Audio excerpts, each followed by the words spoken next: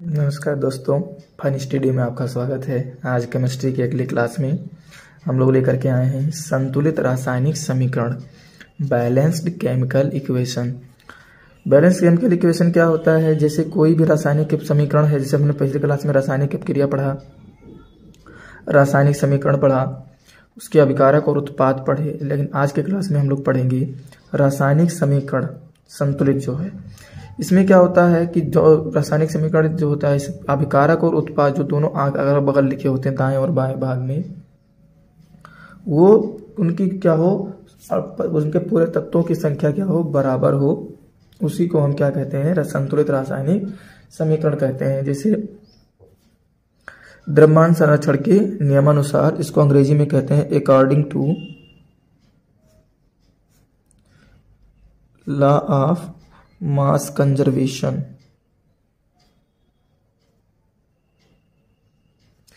Law of mass conservation कहता है कि केमिकल रिएक्शन में जो रासायनिक अभिक्रिया है, उसमें भाग लेने वाले जो भी पदार्थ होते हैं, चाहे वो अभिकारक हो चाहे वो उत्पाद हो, उनका जो द्रव्यमान होता है सदैव स्थिर रहता है, मतलब कांस्टेंट रहता है, मतलब इसमें कोई बदलाव नहीं होता है। ये क्या होता है? कांस्टेंट रहता है। यदि आप इस तरह से लिखो, या मैं एक डिफिनेशन और लिखा दे रहा हूं, बहुत ही आसान वाला, आप उस तरह से लिख सकते हैं इसको। दूसरा डिफिनेशन क्या है कि ऐसी रासायनिक अभिक्रिया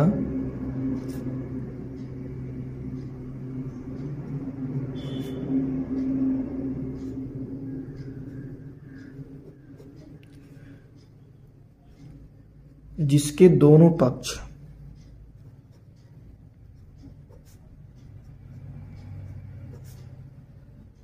पक्ष में कौन कौन आते हैं बेटा? दायां और बायां। इसके दोनों पक्ष में प्रत्येक तत्व के दोनों पक्षों में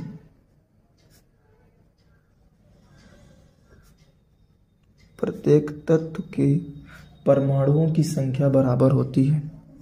प्रत्येक तत्व के परमाणुओं की संख्या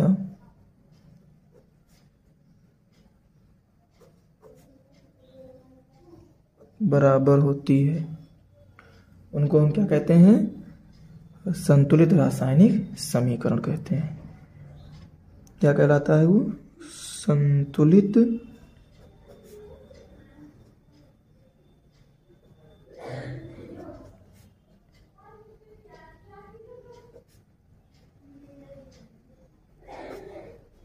यहां से देखो, ऐसी रासायनिक अभिक्रिया जिसके दोनों पक्षों यानी दाएं और बाएं में प्रत्येक तत्व के परमाणुओं की संख्या क्या हो, बराबर हो, तो उस समीकरण या उस अभिक्रिया को हम क्या कहेंगे? संतुलित रासायनिक समीकरण कहेंगे। इसका मतलब अगर अंग्रेजी में समझो तो LHS बराबर क्या होना चाहिए? RHS, या अर्थात करके मैं आपको समझा दूं, अर्थात अभिकारकों के परमाणुओं की संख्या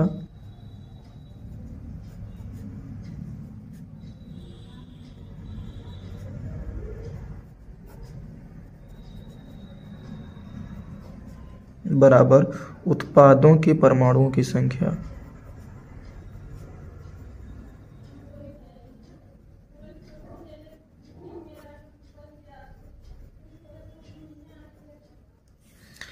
तो इसका मतलब समझिए, यहाँ से अभिकारकों के परमाणुओं की जो संख्या होनी चाहिए वो उत्पादों के परमाणुओं की संख्या होनी चाहिए, मतलब बराबर होते हैं दोनों आपस में। अगर ऐसा कंडीशन है तो वो अभिक्रिया क्या है? संतुलित है। अदरवाइज जो संतुलित नहीं है भैया। रासायनिक विज्ञान में मैक्सिमम खेल रासायनिक समीकरण का होता है। रासायनिक समीकरण यदि बैलेंस है तो आपका रिएक्शन सही होता है। अगर रासायनिक समीकरण बैलेंस नहीं होगा तो रासायनिक समीकरण को, यानी इसको क्या कहेंगे? ये बैलेंस नहीं है। छोटा सा एग्जांपल लेता हूं मैं। जैसे मैंने ले लिया Mg और यहाँ पे लिया O2, तेल लगाया तो बना MgO। तो MgO बना तो यहाँ पे हम देखेंगे इधर ऑक्सीजन के 2 परमाणु, लेकिन इधर ऑक्सीजन का एक ही परमाणु है। इधर मैग्नीशियम के 2 पर एक ही परमाणु, तो मैग्नीशियम तो बराबर है लेकिन ऑक्सीजन बराबर नहीं है। तो हम क्या कर रहे हैं? इधर 2 से गुणा कर दिए। इसमें पूरे में 2 से गुणा कर दिए तो 2 Mg और 2 ऑक्सीजन हो गया, लेकिन ऑक्सीजन तो बराबर हो गया। अब Mg गड़बड़ हो गया। चलो इधर आओ, इसमें भी 2 से मल्टीपल कर दो तो 2 mg, कितने mg, 2 mg, और 2 ऑक्सीजन, 2 से पूरा इसमें हो 2 ऑक्सीजन हो गया। यानी ये देखो ये क्या हो जाएगा, संतुलित हो जाएगा। तो इसको हम क्या कह सकते हैं, ये संतुलित है। एक और एग्जाम्पल लेता हूँ मैं आपको, बहुत ही छोटा सा एग्जाम्पल दूंगा, ज़्यादा बड़ा भी नहीं ले चलूँगा। H2S प्लस O2, तेल लगाया, SO2 बना प्लस H2O बना। अब इसको बैलेंस करना है। देखिएगा H 2 है, 2 H है, बराबर है। सल्फर 1 है, 1 सल्फर बराबर है। ऑक्सीजन 2 है, लेकिन ऑक्सीजन 2 और 1 3 है। कैसे बैलेंस करेंगे, बहुत ही सिंपल सी बात है। यहाँ पे पहले चेक कर लो कितने हैं, 2 और 1 3, 2 और 1 3। तो कैसे बैलेंस करते हैं इसको, दिमाग लगाइए। ऑक्सीजन हमारे पास यहाँ पे 2 था, यहाँ पे 2 है, हो गया। क्या कर रहे हैं देखिए, इसमें हमने 2 से मल्टीपल कर दिया।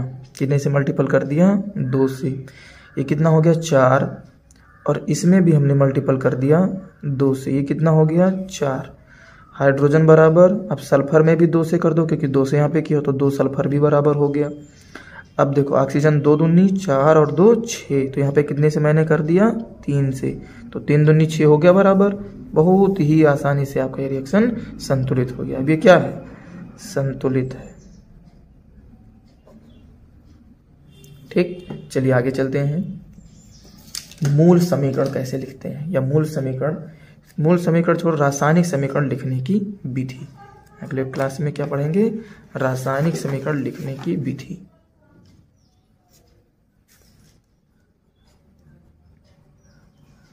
आप लोगों को बता दें, सभी दोस्तों को बता दें कि हमारे चैनल पर हिंदी जो पंकज सर के द्वारा बेहतरीन क्लास चलाई जा रही है, साथ साथ में विकास सर के द्वारा स्टैटिक जीके की क्लास चलाई जा रही है।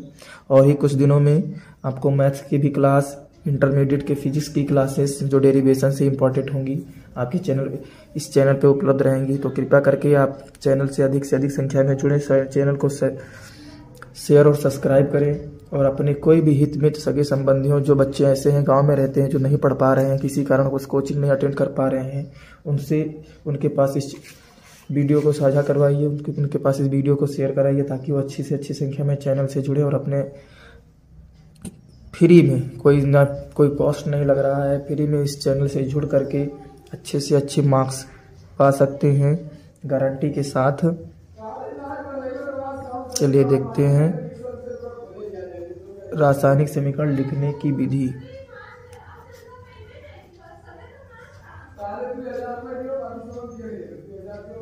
चलो इसको भरते हैं भैया। इसको अंग्रेजी में क्या कहते हैं, method to write to chemical equation. Method to right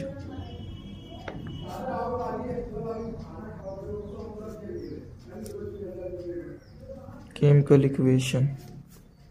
चलिए देखते हैं। सबसे पहले मैं आपको बता दूं भाई, रासायनिक समीकरण को पढ़ने से पहले आपको अभिकारक और उत्पाद की जानकारी आवश्यक है। तो अभिकारक और उत्पाद आपको ऑलरेडी पहले से बता गए हैं, ज़्यादा समय ना लेंगे। पहली बात है, अभिक्रिया में, जो मैं टॉपिक लिख रहा हूँ इसको अच्छे से समझ लीजिएगा। अभिक्रिया में भाग लेने वाले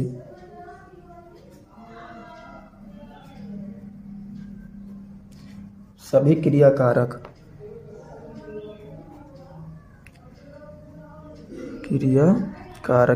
को हम और बताते हैं, अभिकारक भी कहते हैं। भैया कन्फ्यूज मत होना कि अभिकारक पढ़ाएं तो क्रियाकारक कहाँ से आ गया। क्रियाकारक तथा उत्पाद के अणुसूत्रों या प्रतीक, भाई जो हमने बताया था अणुसूत्र किसका और प्रतीक किसका पिछले क्लास में, ज्ञात होने चाहिए। ये अगर ज्ञात नहीं होगा तो आप समीकरण बैलेंस नहीं कर पाओगे। दूसरी बात है, रासायनिक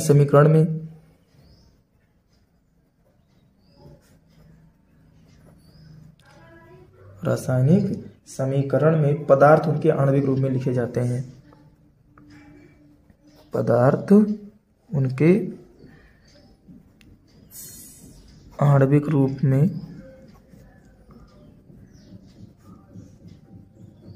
लिखे जाते हैं।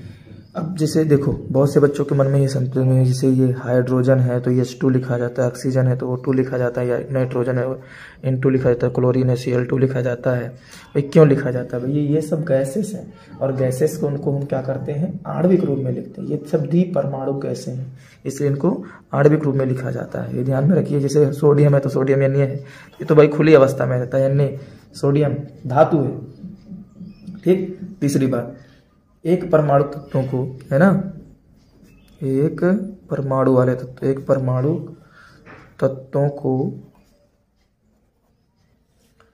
रासायनिक समीकरण में उनके प्रतीकों द्वारा दर्शाया जाता है। तत्वों को रासायनिक समीकरण में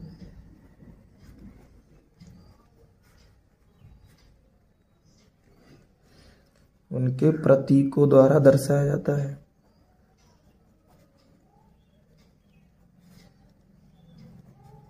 जैसे सोडियम हो गया Na, potassium K, zinc Zn, copper Cu, calcium Ca, iron का Fe, ये सब धातु हैं और धातु सब एक एक करके ही दर्शाए जाते हैं। तो यहाँ तक समझ में आ गया होगा आपको।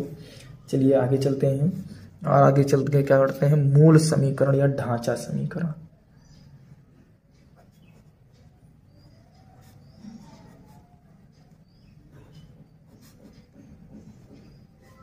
मूल समीकरण या ढांचा समीकरण क्या होता है, इसको कैसे लिखते हैं, ये दिमाग में रखिएगा। चलिए दिखाते हैं आपको मूल समीकरण या ढांचा समीकरण। भी तो पहुंच रहा है वहां तक। इसमें 3 पद हैं, तो पद पहला क्या है ये समझो। ज़्यादा समय नहीं लेंगे क्योंकि समय ज़्यादा हो रहा है। जैसे क्या है, किसी रासायनिक समीकरण में क्रियाकारक और उत्पादों के परिवर्तन के तीव्रता। देखो रासायनिक अभिक्रिया में जो अभिक्रिया है, 2 चीज होंगी। पहला पद क्या है, अभिकारक और उत्पाद। तो ध्यान रहे, अभिकारक को हम LHS में लिखेंगे। अभिकारक क्या होगा, LHS, और जो उत्पाद होंगे उनको हम RHS यानी बाईं और दाईं ओर लिखेंगे। और बीच में इनको बराबर की जगह पे तीर का चिन्ह लगाएंगे। तीर किधर होगा, जिधर उत्पाद बनेगा। तीर का मुख किधर होगा, जिधर उत्पाद बनेगा। तो पहला पद ये है। दूसरा पद देखिए, दूसरा पद ये है कि रासायनिक समीकरण में भाग लेने वाले 2 या 2 से अधिक क्रियाकारकों के अणुसूत्रों के मध्य धनात्मक चिन्ह लिखते हैं। समान रूप से उत्पादों के मध्य भी धनात्मक चिन्ह लिखते हैं। देखिए जैसे मान लीजिए अभिकारक में एक अभिकारक ए और एक अभिकारक बी। तो भाई हमारे पास 2 अभिकारक थे, 2 क्रियाकारक थे, तो हमने क्या किया, ए और बी किया। क्या लिखा, ए प्लस बी लिखा। उनको जोड़ेंगे और उत्पाद बना। मान लीजिए उत्पाद में सी बन रहा है और सी के साथ एक उत्पाद और बन रहा है डी। तो उनमें हम क्या लिखेंगे, सी के प्लस प्लस लगा देंगे। उनको धन चिन्ह के साथ हम क्या करेंगे, जोड़ेंगे। तो ये, और तीर किधर रहेगा, जिधर उत्पाद रहेगा उधर ही। तीर किधर रहेगा, जिधर उत्पाद रहेगा उधर ही। अब ये उत्पाद क्या, ये तीर क्या है, अब क्रिया की दिशा प्रदर्शित कर रहा है। चलिए तीसरा पद लिख रहे हैं। तीसरा पद क्या है कि यदि अब क्रिया उत्कर्मणीय है यानी रिवर्सिबल है। अभी इस बात भी जान लीजिए, यदि अब क्रिया क्या हो, उत्कर्मणीय हो, तो क्या करेंगे। तो जब अब क्रिया उत्कर्मणीय है, इसका मतलब ये हुआ कि ए प्लस बी जब रिएक्ट कर रहे हैं, ये प्लस बी जब रिएक्ट कर रहे हैं, तब बन रहा है सी प्लस डी बन रहा है। लेकिन जब सी प्लस डी रिएक्ट कर रहे हैं तो फिर क्या बना, ए प्लस डी बना। तो ऐसी स्थिति में इसको ऐसे आधी तीर और एक तीर को इधर लाएंगे, इधर आधी तीर। ठीक, तो इस प्रकार की कहेंगे कि यह अभिक्रिया उत्कर्मणीय है। यह अभिक्रिया उत्कर्मणीय है। तो एक बार फिर से रिवाइज करा दूं, समझ लो कि मूल समीकरण या ढांचा समीकरण क्या होता है। इसको कंकाल समीकरण भी कहते हैं, कंकाल समीकरण भी कहा जाता है। कंकाल समीकरण क्या है, स्केलेटन इसको कहते हैं, स्केलेटन केमिकल इक्वेशन। अभिक्रिया में अभिकारक और उत्पाद की जानकारी होना आवश्यक है। पहले पद में क्या होगा, अभिकारक को हम बाएं पक्ष में, उत्पाद को हम दाएं पक्ष में, दोनों के बीच में एक तीर लगाएंगे। तीर का मुख जिधर उत्पाद होगा उधर होगा। दूसरी बात, यदि कोई हम अभिकारक ले रहे हैं तो अभिकारक 1 नहीं 2 है, एक ए है और एक बी है, तो उसको हम, और बन क्या रहा है, सी और डी बन रहा है, तो हम तीर के साथ तो दिखाएंगे लेकिन उसके हम किसके साथ, धन चिन्ह के साथ जोड़ेंगे। तीसरी पद क्या है, यदि ए और बी रिएक्ट कर रहे हैं सी और डी बन रहा है, और जब सी और डी रिएक्ट कर रहे हैं तो ए और बी बन रहा है, मतलब इधर से बनाते हैं तो ये बनता है, इधर से बनाते हैं तो ये बनता है। तो इस प्रकार की अभिक्रिया को उत्क्रमणीय अभिक्रिया भी कहते हैं, और इसको इस प्रकार के चिन्ह द्वारा, एक तीर इधर आधी सी और एक इधर आधा सा, यानी दोनों मिला के तब कंप्लीट होंगे। धन्यवाद बच्चों। अब आपको हिंदी की क्लासेस जो पंकज सर के द्वारा बेहतरीन चलाई जा रही है उससे जुड़िए, आपको तैयारी करने के लिए और स्टेट बोर्ड एग्जाम के लिए हिंदी की क्लास काफ़ी महत्वपूर्ण रहेगी। और मेरे इस फन स्टडी चैनल को सब्सक्राइब कीजिए, शेयर कीजिए अच्छे से। स्टैटिक जीके की क्लास नंबर 1 क्लासेस हैं, उससे निश्चित रूप से प्रश्न पत्र जो हैं वो पेपरों में आने की संभावना है, जिससे आपको ग्रुप डी की संभावना ग्रुप डी के प्रश्न आपको मिल सकते हैं। और कई स्टेट बोर्ड एग्जाम्स के भी यहाँ पे यूपीएसएससी पेट हुआ, पेट में भी कई क्वेश्चन पूछेंगे उससे रिलेटेड। चलिए फिर अगले क्लास में मिलते हैं, तब तक के लिए धन्यवाद। भारत माता की जय। जय हिंद, जय भारत।